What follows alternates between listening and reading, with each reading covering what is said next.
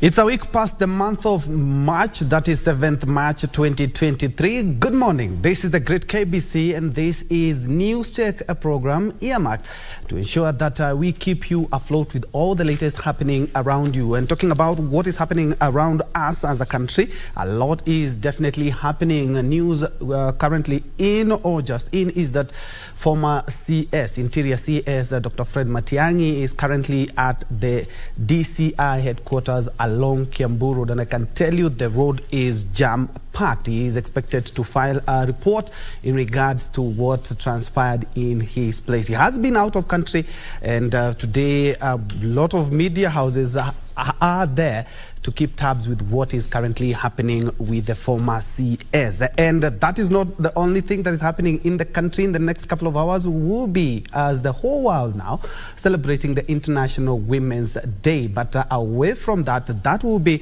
forming basis of what we'll be discussing in our second hour. And of course, with the theme of Digital, we have a lot to talk about when it comes to women issues. That is in the second hour, but on this first hour, of course, we are also looking at the politics of the day. I'm quite sure the politics trending in many parts of the country right now is the announcement by the Secretary General, the newly appointed Secretary General of the United Democratic Alliance, that is the UDA party, who talked about having all parties fold up to form a one cohesive, formidable UDA party. Of course, it has ruffled up some feathers. We'll be looking at that. There's a lot that we'll be discussing here, but allow me, first of all, to bring in my experts this morning. And beginning with my immediate left, we have Mr. Thomas Nduku. Thomas Nduku himself is a governance and policy expert and also a security expert. He'll be telling us all about the exercise that is continuing in 5 or 6 counties that were declared disturbed by the government. That exercise is currently underway. We will be dissecting to see how things are transpiring there. And just next to him, we have our very own Kenya Broadcasting Corporation senior political editor, who is John Jacob Kuria. Good morning, my brother. Good morning. How are you doing? I'm fine. I'm not used to being on this side. I know. But it's a good thing to have you around, because it's a good thing that you've also been able to move from one part of the country, and especially when you talk about senators, when you talk about our leaders, our MPs and governors as well. And maybe we can start there. The announcement by the newly appointed Secretary General of UDA party, Cleophas Malala. He is the new sheriff in town, and he seems to be having all the guns blazing. Yesterday he talked about Musalia Mudavadi. He talked about a number of leaders who still, we assume they are still clinging to power despite the fact that they are holding public office. Said that these people, not only do they have to step back, but they also need to fold up their parties. That is not going to come well, and especially in the western region, that is not going to go down well with a lot of politicians. It's a dicey situation. First of all, Cleophas Malala was here this morning. He was actually a guest on Radio Taifa, and we had that interview on air on Good Morning Kenya. But there are facts by Cleophas Malala that need to be checked. First of all, Musalia Mudavadi is no longer the party leader of the ANC party. Yes. He handed over that to the governor for Lamu, that is Issa Timami. I'm sure even Alfred Mutua has handed over the reins, because he cannot serve as a public servant in the cabinet and be able to continue leading the party. What I am sure about is that Wetangula is still the party leader of the Ford Kenya party, because you saw him in Bungoma campaign vigorously for his candidate in the senatorial by-election that was held in Bungoma, and Ford Kenya carried the day. So it's quite a dicey situation. But then again, the fact that they are not party leaders, I'm talking about Musalia Mudavadi, Alfred Mutua, and Amason Jeffa Kingi, the Speaker of the Senate. The fact that they are not party leaders doesn't mean that they have lost links with that party. In fact, I would just say the people who are installed there are figureheads. The political party leaders of those parties are actually the likes of Musalia Mudavadi, Alfred Mutua, and Governor or Senator Kingi.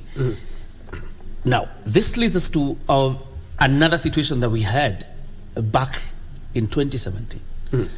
the folding up of parties is not a new phenomenon. You remember the Deputy President then, William Ruto, folded up his URP party alongside other parties, including Kalembe Ndile's then, and formed Jubilee Party. What came out of that was some level of betrayal that led to even the president today exiting from government informally. I don't know whether you see how that goes. Actually, my worry would be, as you push for this, at least the president has shown temerity to honor his promise to his friends. He's been faithful to his friends. So you would give it to that. But politicians are just politicians.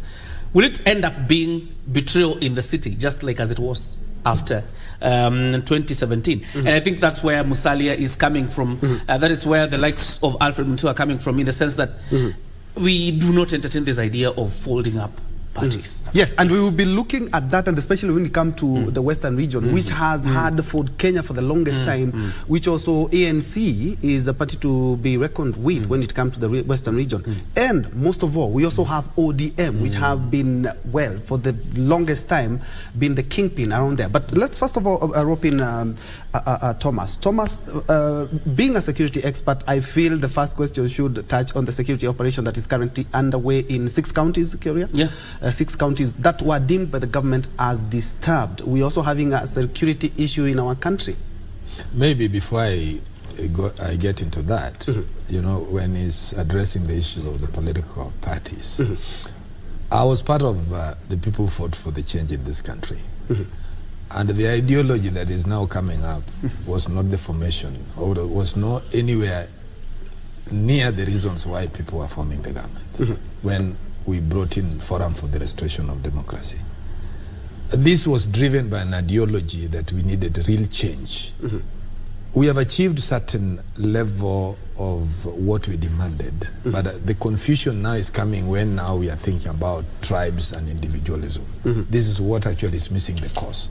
That's why sometimes you'd give ODM a plus, because they've been able to maintain a certain course. They only unite with you on a much bigger umbrella, as opposed to them destroying other political parties. They want you in ODM to be driven with an ideology of purpose, socialism. That is lacking in our political formation in this country. And actually that's why you see we've had politicians, like I'll tell you, it's a very disappointing aspect that since 1992, we have never had people who fought well for this country leading this nation. Actually, the people who have benefited are all people whom we are fighting from Kano, including the current president. So what Kenya wanted has not been born and has not been propagated. That's why you see there are still a lot of problems. And it's a good thing that you've mentioned the ODM party having quite some roots in the Western region.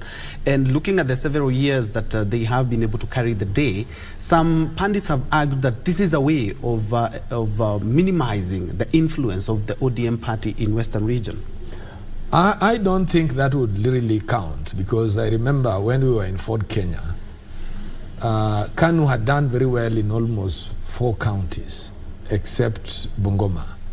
And if you look at the members of parliament that Ford Kenya had, compared to members of parliament who came from these other counties, you could not actually measure the two in terms of argument, in terms of deliverance, in terms of performance, in terms of knowledge. So this one matters a lot. You see, even the ODM, the circles that are, if you compare the MPs Jaramogi had, 31 MPs, and you remember during that time is when a lot of pressure, a lot of change came in.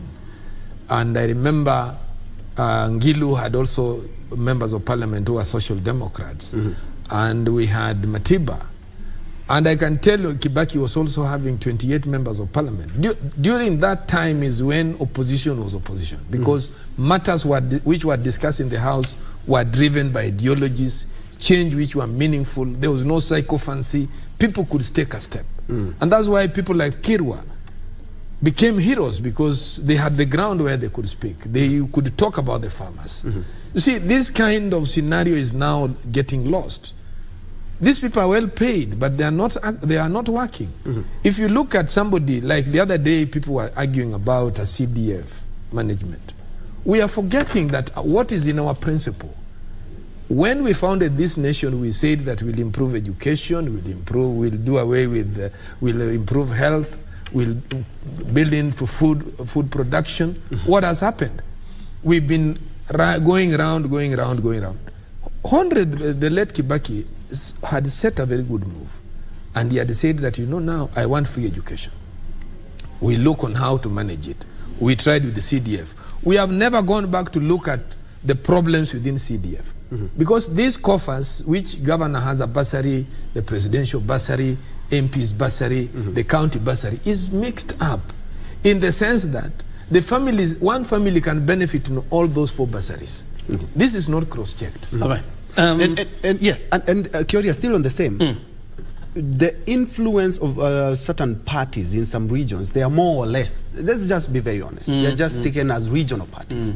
And a practical example, folding up a party like Ford Kenya, not only will not go down well with a lot of leaders in the Western region, but also will not go down well with a lot of Kenyans as well. You actually and you remember, and mostly this happens in Mount Kenya, where we were talking about the 3-piece suits. Then we came and decided, we can do a mismatch, where you can find a governor of ODM and a senator of UDA. But now, from what we are headed to, it would seem that it would be the 3-piece suit which will not go down well with even democracy. I mean, I understand the push by Cleopas Malala to consolidate the UDA party and give it a national outlook, even in terms of membership. And I think you saw what he was doing in Kisumu this weekend. But there are 2 things that you must look at critically. And from where I sit as a political reporter, look at the gains that President William Ruto was able to make in the last election. Never forget that he will definitely be seeking a second term. Kenya Kwanza swept almost the entire Bungoma County, courtesy of the Ford Kenya Party. In fact, I think from Bungoma, the only UDA member of parliament is the Mumias West member of parliament. That is Dan Wanyama. He's the only UDA member of parliament from that county, if I'm not wrong. So again, you look at the ANC party. In fact, Cleopas Malala was a candidate in the last election, running on an ANC ticket in Kakamega. Why didn't he run with a UDA ticket in that region? You see, that's the question to ask yourself. You were a candidate in the Kenya Kwanza administration, or the Kenya Kwanza coalition.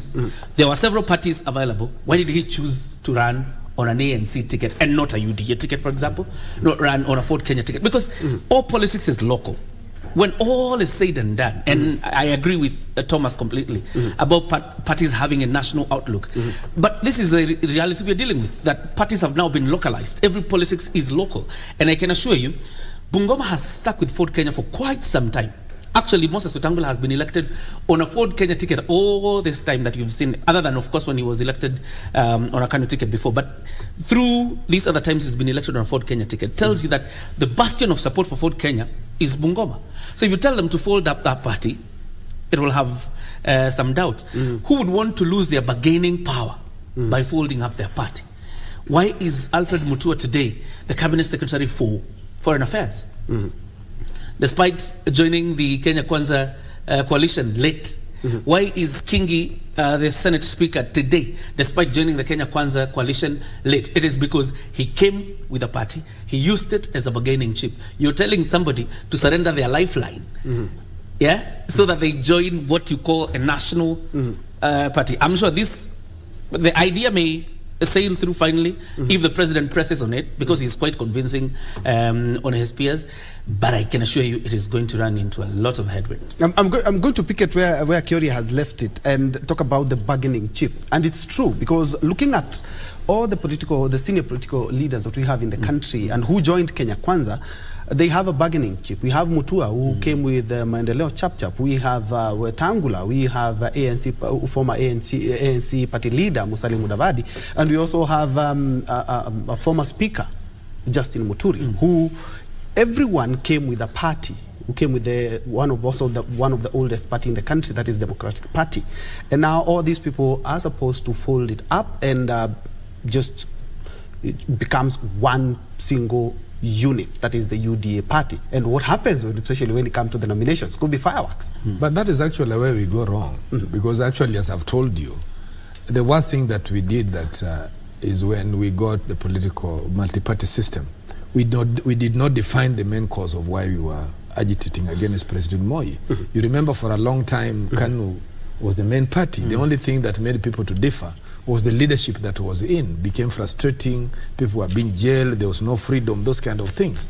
But we never actually came up with an idea. Why are we forming political parties? More or less, you would find that the late President Kibaki, he was more of a Democrat.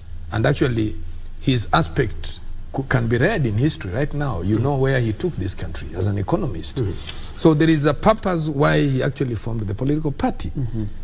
But all these other parties, apart from now ODM, where Honorable Raila has believed that, we need to get real change.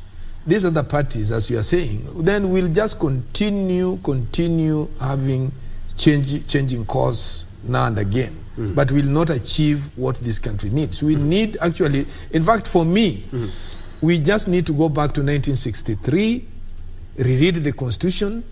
Let us find a way why we got independence. There are things that we got independence with, which we have not achieved. And that's why we are getting even problems in Rift Valley. We have not achieved what we had core values to have improved education, where now you can see we are even saying we are going to increase fees. If you are from the poor family, you are not going to get yourself very well.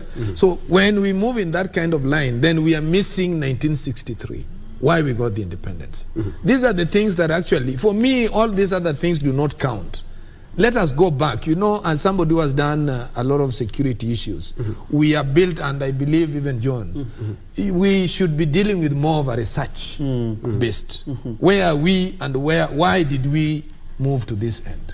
Because this country, we were left when we were well infrastructured. Look at the churches which were left. Look at the estates like Kaluleni. Those were good houses. We only needed now to have improved. So these things that actually we are being threatened with a lot of things, it is of no use. What we need to do now is to build about research. We need to work out with our universities. If we have a problem where people are doing social science, what do we do with the students? How do we factor them? If it is a question of fees, then we recover money from that research unit. You see, those are the things that we should now be thinking as a country. Not these ideas of when Malala is a young man, I don't know what is wrong with him. Talking of some people have argued that this is not just his mindset. There have been push and pull of how we bring all these parties together. He's not the only one. He's but just it doesn't matter. Himself. My problem is that it doesn't matter. You can also tell the leader no. Why? If anything, President Ruto is only there for 5 years. Let me say the following. From this could be a push from I agree completely about the reshaping of the issues in this country, and that we missed the mark in 1963. I was not there. But like he says, we missed the mark. And then we came to multipartyism.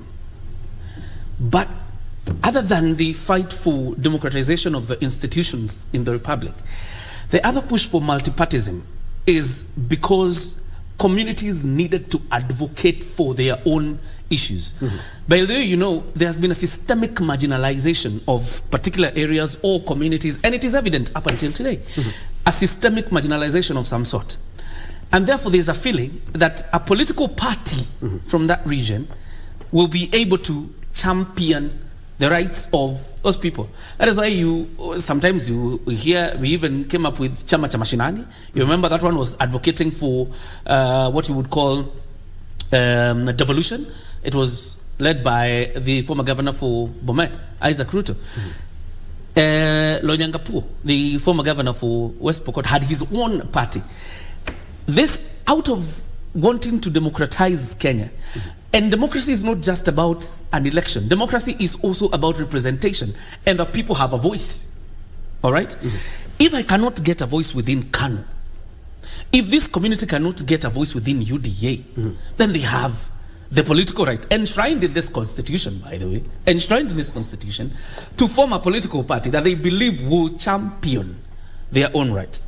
We have not gotten to a situation where we have put everybody on the table and they have equal rights, so that now we have a conversation of Labour and Tories in the UK, or Democrats and Republicans in the US, such things. We've not had a conversation of equality, so much so that now we can say we have two national parties. I've seen people say we should have ODM and UDA, and I agree completely. I'm not a political player. That's your bowl of soup. But as long as there are other interests on board of people who feel systematically left behind or marginalized, there will always be emergence of new political parties championing new rights, championing new agenda. And it's a good thing that you mentioned 1963 and how far we've come. Looking at how many even people died and suffered because of multipartyism. Yeah, but how many people actually were maimed during multipartyism? Even some of the greatest people that we have, including Wangari Maathai. And some of those, as you say, went ahead to form their own parties. Political parties. And are we not watering down the gains that we've made since 1992 on the onset of multipartyism? Bearing in mind, this is coming at a time when three very strong parties in the country have issues. We saw what happened in Kanu, JJ. We saw the issues, the Nick Salat issue. We've seen what is happening in Jubilee as well. And we have seen what is happening in ODM. There are some people who are rocking the boat from within. Are we watering down if we decide to go down this route? But that's why I'm saying we don't read aloud. We are electing members of parliament who do not want to be leaders. You can only be a leader when you read from other clips. You remember, I can tell you, if you learn to read a lot of these things, when Jaramogi brought KPU, it's only Kagia who actually stepped on the opposition side. Those were men during those days. When JM died, it is only Masinde Muliro who said that I'm resigning as a minister. He was not a Kikuyu. That means there is passion of leadership. When Shikuku was being taken to jail, you know, those things, men were men. Those people could discuss. And even if you read literatures, those guys were even ministers. When they were even ministers, if you read even the literatures in terms of public policy in those government offices, you will find there's a very rich literature as opposed to what we are discussing here today. Now a minister can be appointed and live without a policy. All right, hold the thought. We will continue. We're going to pick it up there. And of course, there is a tweet by Majority Leader of the Senate touching on the media. And it's not the first time that the media has been bashed. It's also been bashed by the Deputy President. And you've been in the field for so many years, and you know what happens when the crowd is against the media. I've been there, and I've also had a fair share of some negativity, and sometimes we've also been maimed as well. But let's take a quick break. We'll be right back with this discussion.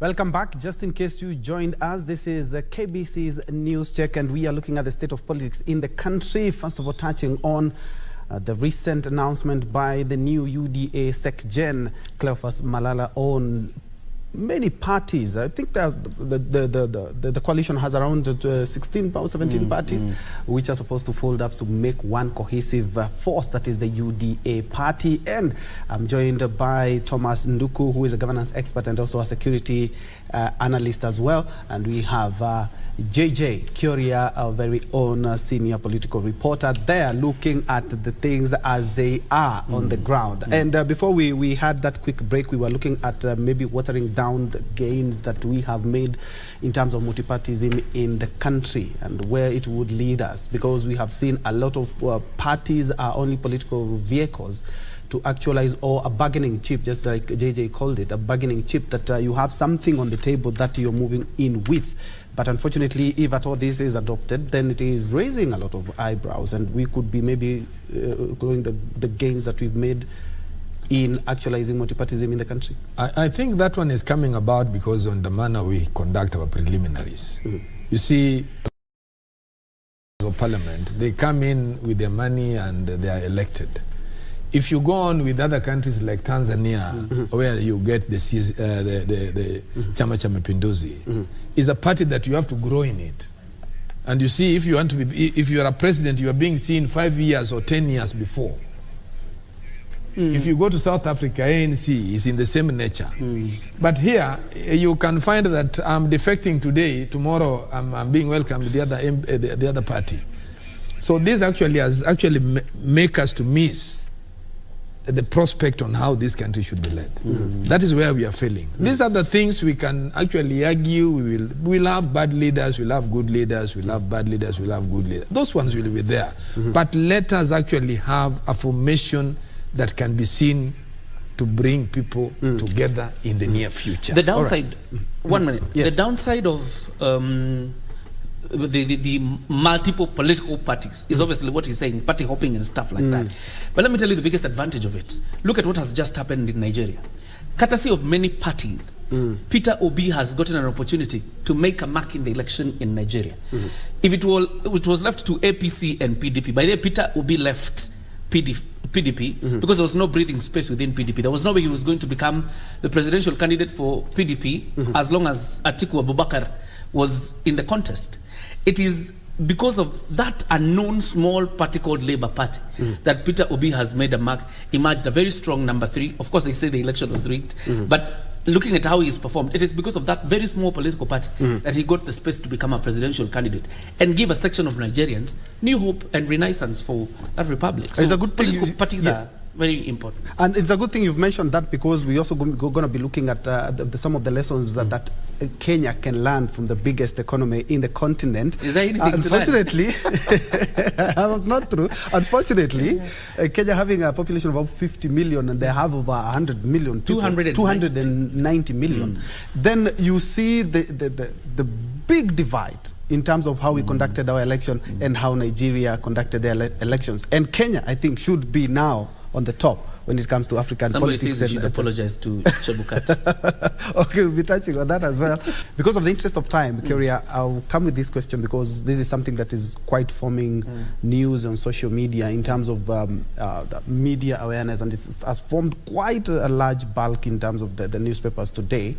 The sentiments by a Senate Majority Leader, which did not go down well in terms of the media houses and media fraternity, talking about two institutions that are quite powerful. In a tweet, that the president needs to crash. That is the exact word that he used. The president needs to crash. That is the Kenyan banks and the Kenyan media. And this is not the first time that he is a very senior politician, if you ask me, and a lieutenant of the president. The other person who talked about the same thing was the Deputy President, Rigathi Gachagua, where he said that the media maybe are somewhere that they're being paid or being used by former politicians or even politicians as we speak to more or less destabilize the country. I would like to pick your mind on that, because I feel it's quite important, because you can imagine an event where a politician attacks the media and there are a lot of people. You do not know what that will happen. I can tell you for free is that in 2007, we were in such a predicament and we had to run. And this is something that can water down the gains that the Kenya media has done or has been with in the last couple of years.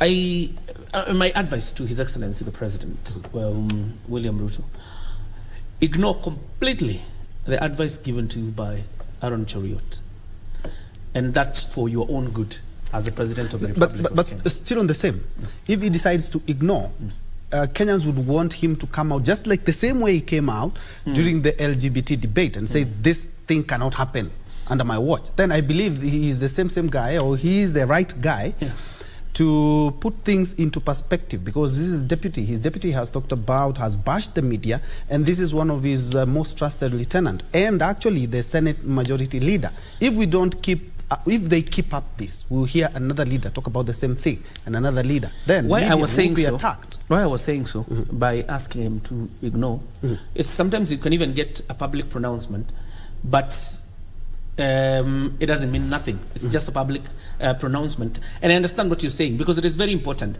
that the safety of journalists is put at risk by some of this reckless talk that comes from leaders who are speaking in public platforms. It is very important that the safety and independence of the media industry is protected by the actors, both in politics and even at the policy level. It is very important. Number two, I want to be as objective as possible on this matter. I understand where Aaron Cheruiyot is coming from. And I understand where the Deputy President is coming from. If in retrospective we look at ourselves as media, there have been some misdeeds of some sort. And you remember, there's no time that the media has been indicted as the last elections. The media was indicted. In fact, yesterday, the regulator, the Media Council, indicted the media once more over the Matiang'i saga, because you know what happened that particular night. And then there's nobody who has a clip showing any evidence of the alleged raid. So I would say this, as colleagues, let's take personal responsibility. Let's also take collective responsibility in terms of how we discharge our duties. It is very important. Number two, for the policymakers, the legislators, and so, the media is not operating to massage your ego. The media has a primary duty to inform Kenyans what is happening. It may not be good to you, it may not taste good to you, but that's generally our job. No hard feelings. Siko ubaya, you know, there are no hard feelings. And we have to relate in that form to understand that for me, you know, for the voter in Kericho to understand what Aaron Cheruiyot is doing in the Senate, it takes the media for the voter in Kericho to know that. And what Senator Cheruiyot is doing, whether good or bad in the Senate, it will be reported by us. And there are no hard feelings. So we need to separate, let there be boundaries. Do your job, let us do It's a ours. two-edged sword. Yeah, and do yours with responsibility. We promise we will also do ours with responsibility. But also, Ben Troy, I repeat again, the media also needs to call itself to order. All right. As well said. Unfortunately, we are running out of time, but I would like to also pick your mind on the same. This is quite a little bit different, because that is a tweet that he sent, and of course the trade CS Moses Kuria did send a tweet that also brought about issues that could have degenerated into a diplomatic tiff when he talked about the China Square. Now at least they have been able to come to an understanding, and now everything seems to be calm, as the shop did open yesterday. So looking at what our leaders are talking about, and even our CSs, anything that they say could be interpreted either to be hostile or not, because the Moses Kuria case, it's something that also had to involve China, the country, and also Kenya, the country. Other than China, the business, and the Kenya business, it also roped in the two countries. Well, I would say that it is very disappointing that sometimes you would want to draw yourself on self-ego aspect, because since 202 actually, if you look at the people who have been in the media who are now serving in this government, there are so many, and I think they have been chosen on merit. And if you look at even the former CS for Health, he had one of you. If you go to the High Court, you people are there. The other day, the Office of the President has picked one of you. So I don't think you are wrong in any way. I think you are the ones who wants to engage with the non-issues. I would want to dismiss that not as any basis that should drag the media. Those are things that they know they cannot do. If anything, this space that we have today has been created by the media. In fact, if you guys were not there, for us who went to political multipartyism in 1992, we know the consequences where the media is not there, how people are being treated. And for that reason, the gains of the media cannot be matched with the self-ego contestation. I think that's a basis that we need not even to debate about it. They will mature up. They will learn to live with you. Sometimes just live. When you see politicians talking, they are not talking to address you. They are addressing the population that they are seeing. So sometimes when you engage them, you know, you open up issues that are non-issues for the media.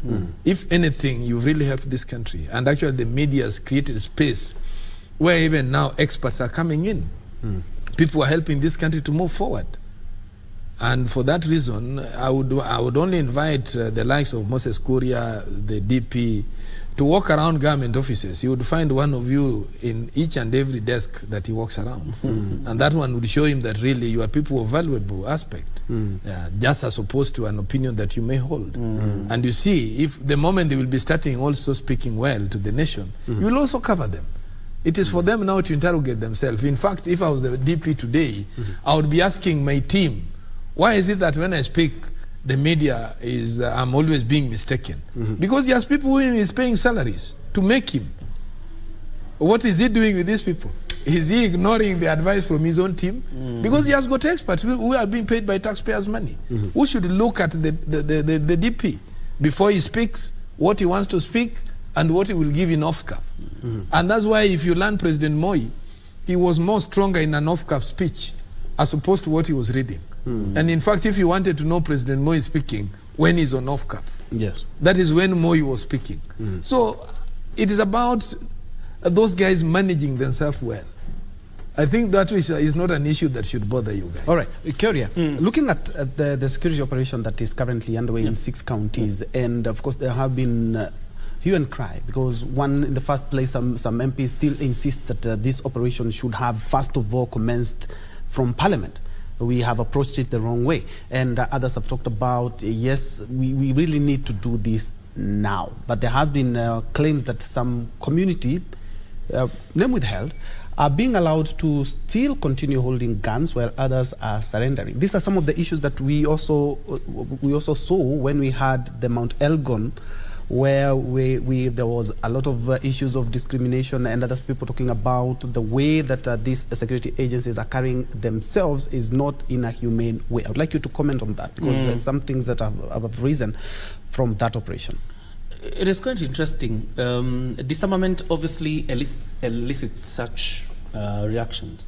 It is not the first. If you ask, I know the community you are talking about, and it's leaders who are saying, we are being disarmed, these other ones are being left with guns.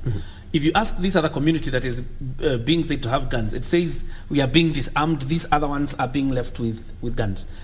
The problem we have in the north of Kenya is a security challenge completely, and that has a lot of politics fueling it. 2 weeks ago, if I'm not wrong, I had 2 members of parliament from those warring communities. Were it not for the respect of being members of parliament, they almost squared it out on my set.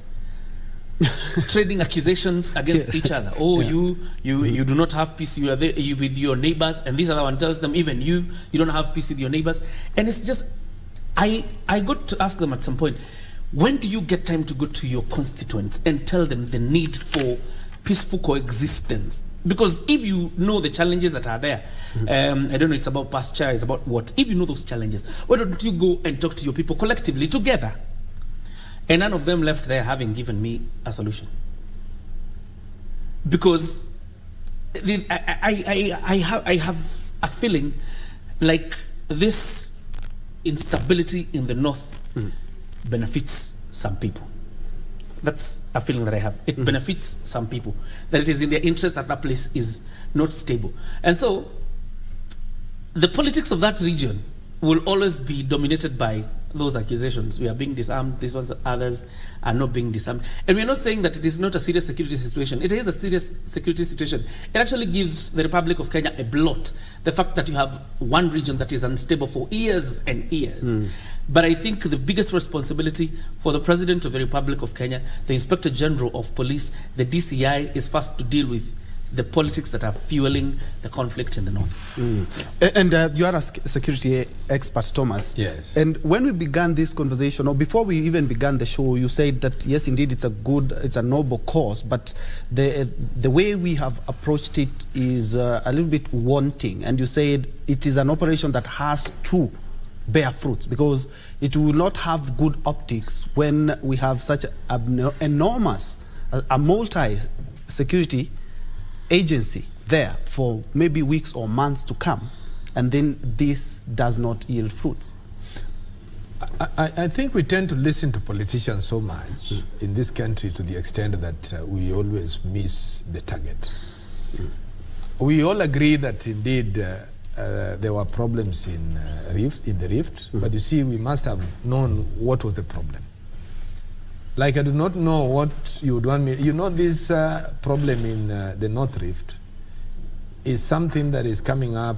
We can have a study on it, on so many variations, because we've got cultural values here. That is still a community that is involved with a lot of cultural rules. And they respect in their manner on the way they have been living. They've had previous members of parliament before, but you see, with the county governance, they've come to realize that indeed, why are we poor? Why can't we get tarmac roads? Why can't we also get water? They have come to realize that. And that is another way on how they are agitating. The only thing that I think the president, if the president was with a good team, the president actually ought to have called these members of parliament and identify why this is happening. And if it's about water, because they are very petty issues, that you see, water is the problem, the cows on this side cannot cross over to another region, so why can't we drill water? You understand? Why can't sorry to cut you. I don't know, opening up, you talk about leaders, and I agree with him, the need for the president to sit down with leaders. But amongst those leaders, I don't know whether you've seen the leaders accusing one of them, we won't mention their name, accusing one of them of actually being behind the insecurity. That is okay. You see, that is now where I was coming to. That is very okay, because the police needs to investigate the issue. Because you see, the whole issue here is that 300 heads of cattle have been taken away. Where did they go? They are not in Sudan, they are not in Ethiopia, they are not in any region. It means they have been going somewhere. And how have we managed a trade of animals in this country? Those are now things that are technical, which the government needs to sit down. The president needs to sit down with respective officers, the county commissioners. Why is it that kettles are getting lost and we cannot recover them? He's the one, that officer should be able to tell him, my problem is this MP who actually transports these cows to Dagoretti, they are slaughtered. I can tell you a case that I did. There was a Somali who lost cattle in Ukambani, about over 60. So we investigated the issue. When his target was Dagoretti, do you know where the animals were slaughtered? Somewhere down in Moranga and transported. You understand? They were waiting for them here. Then they were waiting in Dagoretti. When we conducted the investigation, we found that the slaughterhouse was in Moranga and they were transported here. So what the security needs to do is to improve how are meats which are being sold in Nairobi getting into Nairobi? Are they really being slaughtered in Dagoretti, or they are being transported somewhere and brought in Nairobi? Measures are the ones which we should be discussing. We cannot overreact, and that's why I'm telling you, when it comes to security issue, the Kenya Army are only designated to maintain our borders, those enemies who can attack us in the country. And that's why I'm saying the approach could have been wrong. The intelligence needed to have gone there. We have a lot of educated NSIS and the military intelligence. Those are guys who, when they come in with a report, they will never lie, because they are never malicious. They are not like CID officer or any ordinary police officer. Them, they will never lie. And they collect information because they have even money which we do not audit. They are supposed to safeguard this nation. Where there is an element of survey, they have a surveyor who has been employed in that department. And you've mentioned that they need to do the investigations and everything. Kerry, I'm quite sure you've been at the DCI investigating for an officer who was being investigated because of maybe some skirmishes. And we've seen this year. I think it's one or two MPs who have recorded a statement in regards to the same thing. This is not something that has started this year. It is not. It's not. But unfortunately, we don't get anything after that. I don't know. We only say, and the DCI say that leaders are fueling, but they are not actually saying that who are the leaders who are fueling this. I don't know whether you remember a former member of parliament for Laikipia North. His name was Lemprokela. Yes. He's been through the motions of that. How that case went, is a matter for another day. And some of these people, I tend also to believe that other than them doing so, they enjoy a form of high power political protection. That is correct. All right? So much so that if you're politically correct, you can go ahead and do whatever you want. There lies the problem. The Kenyans are suffering. Actually, the buck stops with the president. A lot. So whether this buck and the buck now stops with the president of the Republic of Kenya. And the way he's insistent, because he said it. There's a day he tweeted and said, Ukora itaisha North Rift, mpende msipende. Yeah? And that is the forthrightness that Kenyans want to see him deal with the situation in North Rift, because it continues to be a bloat. But also it must begin, and he will tell you as a security expert, the proliferation of arms, because our borders are very porous, particularly on that end of the north. Our borders are very porous. It is something that we must address basically, because some of these guns you hear, where do they come from? That's the other big question. Where do indeed, and Kenya only makes a few firearms for the and the security firearms we forces. have are for security forces. Yes. Yeah. Unapata mtu na bunduki kubwa sana pande ile. Firearm M16. Yeah, where does it come from? Yeah. But you see, that is where we went wrong, because we are the ones who allowed these communities to arm themselves. It means we are not safeguarding our borders. You see, that's why I'm saying the approach is poor. The approach is just wrong. Totally, I can tell you. Yeah, because actually, even right who now, has been there for more than 70 years, and he has been having his firearm for what, like 30 years? Yes. And you're not telling him that he needs to surrender that arm, and he has his own cattle that he uses that firearm to secure himself. I'm quite sure that will also bring issues. Leave alone even that, because right now, because the first aspect would have been, you go there, first of all, we would have known how many guns are within that region, officially owned. You zone the area. Yes, you zone it first of all. Then you count. You tell people now, we are hearing you have a gun. You know, you get information. And that is the work of intelligence. You get information, Mr. X has a gun. You go to him and find out, does he have a gun which is legally processed or not? How did you get it? You know, he would tell you the lead. That's why, instead of wasting a lot of time, we should be conducting investigation, not breathing fire in newspapers. And again, you can't be talking to a community. Have you ever seen a Pokot? Have you visited one? Yes, I have. Then you will know that that's a man you cannot talk to anyhow. He will also tell you that I can do it. That is not a man you approach with fire in a political rally. He will do it. All right. And that's why you see the minister has been going. The next minute, you hear gunshots. I remember we went there with... there's a political rally in Kitale, and Nyanja was saying, today we have come here to show that, you know, we are with George Captain, and anybody who is joking will see. The next minute, everybody was running. Yeah, but they were attacked. Yes, everybody was running. Okay, actually, it's the same thing that we've had. We don't end up profiling that community. No, we are not profiling any community, because there are a number of communities, and of course, we have 6 counties that have been earmarked. So actually, for that if I would security. advise, let us not make it so public, but I think the president needs to retreat. Let us relax it. Let's have the security intelligence on the ground. Let's find a way on how to improve their lives. I was thinking that the Kenya Army, you know, the Kenya Army is well infrastructured. I was thinking by today they would have had roads being done. They were building schools. Okay, that's where I was coming. You see, that was us coming. yeah. And looking at what they have said, yes, we are going to do the disarmament, and we are going to make the area peaceful again. But that area is not opened yet. Don't have roads. Don't have social amenities. We don't have the water. We don't have hospitals. We don't have hospitals. Yeah. You saw the CS talk about somebody who has taken a whole school and now more or less like his small kingdom. Yes. So opening up the area. Yeah, so those are the things that I was thinking that the government had a plan by the time they were saying we are coming. You see, not to deal with the people that, you know, we need your guns. That one could still be handled by elders. Those people understand the elders more than any other person. Even these MPs who are elected, if you talk to them, they will tell you they would have never been MPs if it was not for those elders. Those people still understand elders. And you see, they have kept their cultural values. JJ, have the last say in regards to the security operation that is currently underway. There was a very, I would call it intelligent proposal made by Kiborek. He's a member of parliament. I think Mogotio, a member of parliament for Mogotio. And he was suggesting that the rapid response unit that is stationed in Eldoret, that it has moved to the north, completely to the north.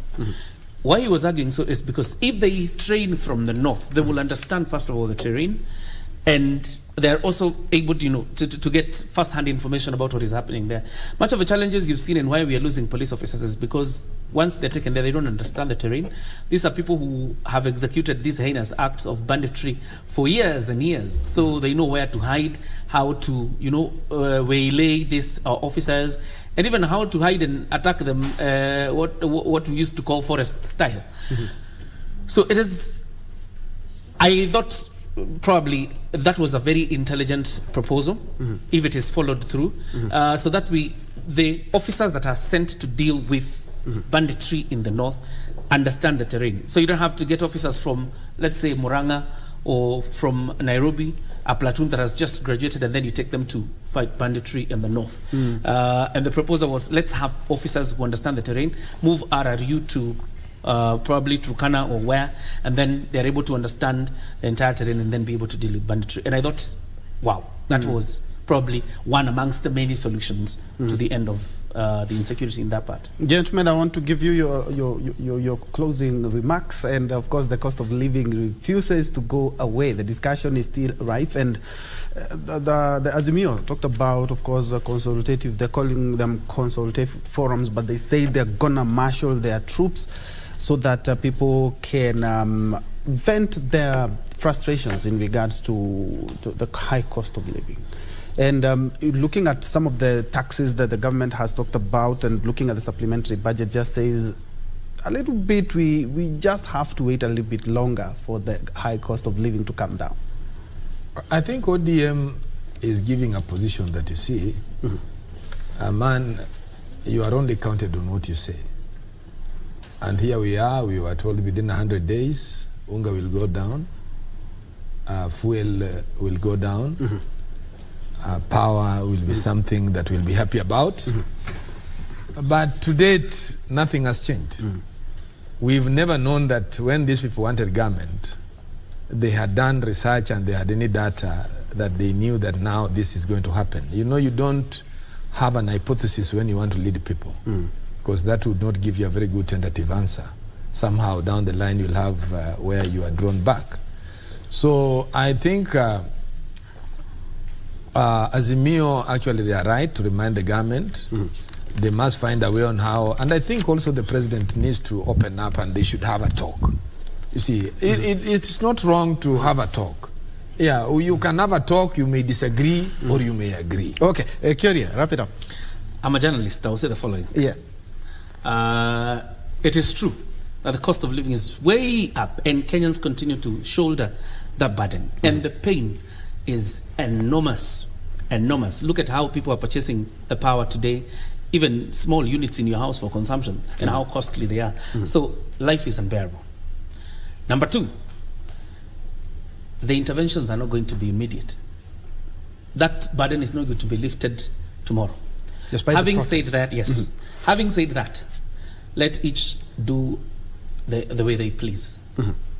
That's my party. Thank you so much. That has been JJ Kyria, our senior political reporter there, and just next to him, Thomas Nduku, who is a security analyst and also a governance and policy expert. We're looking at the state of politics in the country. Thank you so much for joining us. But on the second hour, we are also looking about women empowerment in light of what is going to be transpiring tomorrow all over the world. Kenyans, we started it last week, the International Women's Day. There are a lot of pointers towards the gender agenda. That is what we'll be looking at on the second hour. Gentlemen, asanteni sana for coming and for your insight as well. Thank you, thank you.